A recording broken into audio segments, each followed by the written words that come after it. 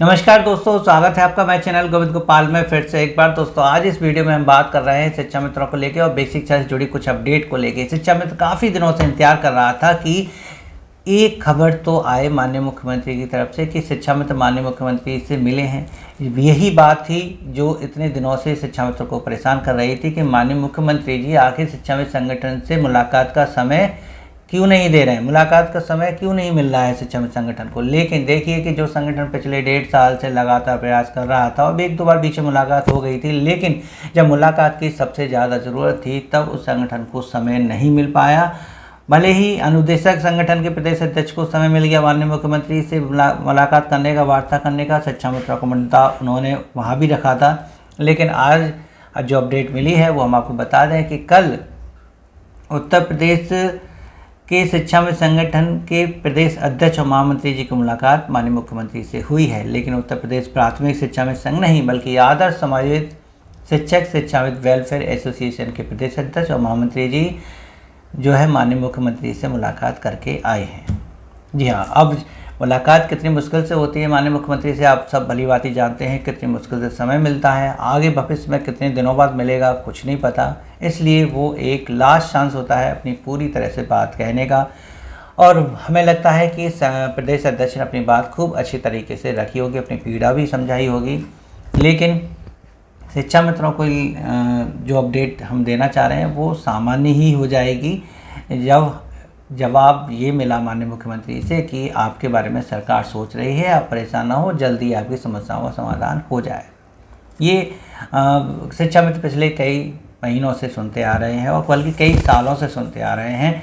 और आज भी माननीय मुख्यमंत्री जी ने यही कहा है कि शिक्षा मित्र परेशान ना हो, सरकार उनके लिए विचार कर रही है और सरकार शिक्षा मित्रों की समस्याओं का समाधान इस तरीके से करेगी कि शिक्षा मित्रों को बार बार सरकार के पास आना भी नहीं पड़ेगा। जी हाँ, कुछ ना कुछ बेहतर जो है परिणाम चाहिए तो थोड़ा सा इंतजार करना पड़ेगा।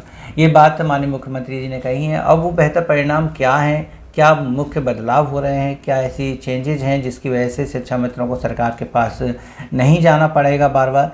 क्या इसमें वही जो मानदेय में वार्षिक वृद्धि को लेके है उसको लेके कह रहे हैं, या सरकार समायोजित करने के मन में है शिक्षा मित्रों को लेके ताकि वो इस मानदेय वृद्धि संबंधी जैसी चीज़ों से अलग ही हो जाएं और उनको एक अच्छा सा जो है वेतन दिया जाए। अब ये मत कहिएगा कि समायोजन नहीं हो सकता है, पॉसिबिलिटी देखिए सरकार के हाथ में सब है।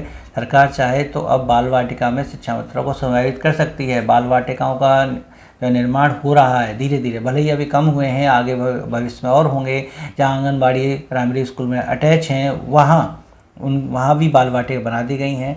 अगर शिक्षा मित्रों को ईसीसी एजुकेटर के एक तरह ही वहाँ पर समायोजित किया जाएगा, जैसे ईसीसी एजुकेटर की भर्ती हो रही है, फिर वहाँ पर शिक्षा मित्रों को समायोजित किया जाए तो समायोजित होने के बाद बस जो मांग होगी, जो प्रार्थना होगी वो ये होगी कि मानदेय ना दे के वेतन दें, चाहे कितने भी ग्रेड का दें, लेकिन वेतन शिक्षा मित्रों को मिले और स्थायी नियुक्ति हो उनकी, तो ही शायद शिक्षा मित्र की समस्या का समाधान हो जाएगा। क्योंकि जब ग्रेड पे मिलेगा तो डेफिनेटली वेतन वृद्धि भी होगी और वेतन भी अच्छा खासा हो जाएगा। चलिए, जो भी है माननीय मुख्यमंत्री जी ही जानते हैं कि उन्होंने शिक्षा मित्रों के लिए क्या सोच रखा है। बाकी जो अपडेट है एक बेसिक शिक्षा से जुड़ी है वो हम आपको बताएं कि आज के अखबार में हमने 2-3 अपडेट ऐसी पढ़ी जो स्कूल के बच्चों को लेके थी और बड़ी ही सोचने पे विचार करती हैं कि आखिर अंकों की दौड़ में, नंबर की दौड़ में बच्चे क्या मिस कर रहे हैं। बच्चा हमारा होशियार हो, खूब अच्छे से सारे नंबर लेके आए, इंग्लिश मीडियम में पढ़े, इंग्लिश बोले, ये सब चीज़ें अभिभावकों के मन में रहती हैं। शिक्षक भी ये चाहते हैं कि बच्चा जो है निपुण में जो है पास हो जाए, उसे 100 तक गिनती आती हो, पहाड़े आते हों, सभी जोड़ घटाव आते हों। इन सभी की दौड़ में सभी शिक्षक और अभिभावक लगे हुए हैं। लेकिन इन सब से भी बढ़कर एक चीज़ ऐसी है जो लग रहा है कि बच्चों के अंदर होना बहुत ज़रूरी है, उनको शिक्षित करना बहुत ज़रूरी है। और वो पता नहीं कैसे कि हम आज भी ये मानते हैं, ये भी पढ़ते हैं कि जीवन कौशलों को अपने जीवन में अपनाना बहुत ज़रूरी है और उन जीवन कौशलों को बच्चों के अंदर भी डालना बहुत ज़रूरी है। क्योंकि आज जो अपडेट मिली उसमें हम आपको बताएं कि 2 अपडेट थी। पहली अपडेट में तो ये है कि बांदा ज़िले में एक छात्रा जो है विद्यालय परिसर में ख़त्म हो गई। क्यों? क्योंकि 2 बच्चों के बीच लड़ाई हो रही थी, उसकी बहन थी और उसने उस लड़की का गला दबाया दबाता चला गया। अब वो बेहोश हो गई। लास्ट में पता चला कि वो मेडिकल तक जब तक ले गए तब तक वो ख़त्म हो गई। उस समय जो है शिक्षक विद्यालय में नहीं थे, मतलब क्लास से बाहर थे, तो इसलिए जो है अभिभावक ने समस्त स्टाफ यानी प्रधानाध्यापक, सहायक अध्यापक, शिक्षा मित्र, दोनों रसोइयों पर हत्या करने और हत्या की साजिश रचने जैसा गंभीर आरोप थाने में लिखवाया है। जी हाँ, हत्या करवाना और हत्या जैसे गंभीर आरोप। क्या आपको लगता है कि शिक्षक किसी बच्चे की हत्या करवाना चाहेगा? लापरवाही एक अलग चीज़ होती है, लेकिन हत्या की साजिश रचने जैसे गंभीर अपराधों को लगवाना, अगर उसमें शिक्षकों की लापरवाही है तो उसका परिणाम उनको विभाग दे रहा है। वो है कि उन्होंने प्रधानाध्यापक और सहायक अध्यापकों को तो सस्पेंड कर ही दिया है, यहाँ तक कि शिक्षा मित्रों की सिफारिश की है कि इनको जो है सेवा मुक्त ही कर दिया जाए, इनको सेवा से निकाल ही दिया जाए और रसोइयों को भी सेवा से निकाल दिया जाए। तो शिक्षा में तो रसोइयों की तो नौकरी ख़त्म करने की सिफारिश करी है गांव के लोगों ने और अभिभावकों ने, और दोनों प्रधानाध्यापक और सहायक अध्यापकों को निलंबित किया गया है। हम बस ये चाहते हैं कि हम बच्चों को इतना तो समझाएं कि जो वो गुस्से में कर रहे हैं वो कितना जघन्य अपराध है या कितना गलत कृत्य है, ताकि वो ऐसा करने से बच सकें। क्रोध पर नियंत्रण करना भी बच्चों को सिखाना होगा कि यदि आपको गुस्सा आ भी रहा है तो वो किस परिस्थिति में आपको कैसे संतुलित करना है, कैसे उसको रोकना है। ये सब चीज़ें बच्चों को बतानी पड़ेंगी। नैतिकता, नैतिक के जो मूल्य हैं उनके बारे में उनको समझाना बहुत ज़रूरी है।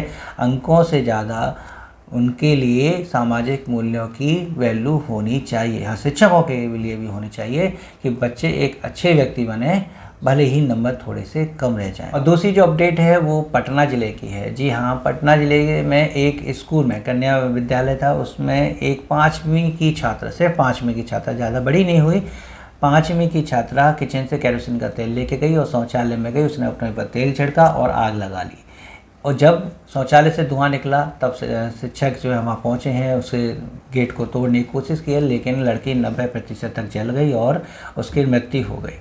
अब इसका क्या कारण था, क्या वजह रही, कुछ नहीं ले अभी फ़िलहाल शिक्षकों पे भी इसको लेके कोई कार्रवाई नहीं हुई है, क्योंकि इसकी जांच हो रही है और गंभीर जांच होगी इसको लेके, क्योंकि एक बहुत बड़ा मुद्दा है। क्या वजह रहा? बात है कि बच्चे के ऊपर मानसिक ऐसा क्या दबाव रहा जिसकी वजह से उसने ऐसा कदम उठाया। यही हम बात कहना चाह रहे थे आज, कि आखिर बच्चों के अंकों के पीछे उनके वो कितने होशियार हैं, इससे बेहतर है कि बच्चों को एक ऐसी समझ विकसित की जाए जिसमें वो ये समझ सके कि वो जो कर रहे हैं कितना गलत है। तो जीवन के नैतिक मूल्यों को समझना बच्चों के लिए अब शायद बहुत ज़रूरी हो गया है, ताकि वो समझ सकें क्या सही है और क्या गलत है। अगर कुछ गलत है तो उसके बारे में बताना या अपने अभिभावकों को जो सूचना देना, कुछ भी हो सकता है। लेकिन हमारा कहने का मतलब है कि बच्चे इस स्तर तक पहुंच गए कि वो आत्महत्या जैसी चीज़ें समझने लगे हैं, केवल 5वीं कक्षा की लड़की। तो ये गंभीर सोचने वाली बात है कि ऐसा आखिर क्यों है। आत्महत्या जैसा विचार तो बहुत बाद में आता है, छोटे बच्चे तो इन चीज़ों को जानते भी नहीं हैं। लेकिन एक 5वीं की छात्रा अगर आत्महत्या कर रही है तो ये वहाँ के शिक्षकों पर एक सवाल भी है कि आखिर बच्चे का मानसिक स्तर कहाँ पर था जहाँ वो इन चीज़ों को नहीं समझ पा रही है। तो हम यही कहेंगे कि अंकों के पीछे ना भागकर एक जो नैतिक मूल्य हैं उनको लेके भी हमें बच्चों को साथ चलना पड़ेगा, ताकि कम से कम उनकी जीवन बच सके और साथ ही साथ पहली वाली खबर में वो दूसरों का जीवन बचा सकें, हमें किसी को मार ना दें, है ना। ये सब चीज़ें हमें जो है शायद अब विद्यालय में ज़्यादा ध्यान से बच्चों को पढ़ानी होगी। दोनों ही बड़ी दुखद खबर थी, लेकिन जैसा भी है अब हमें अपने अंदर थोड़े से बदलाव तो करने ही होंगे।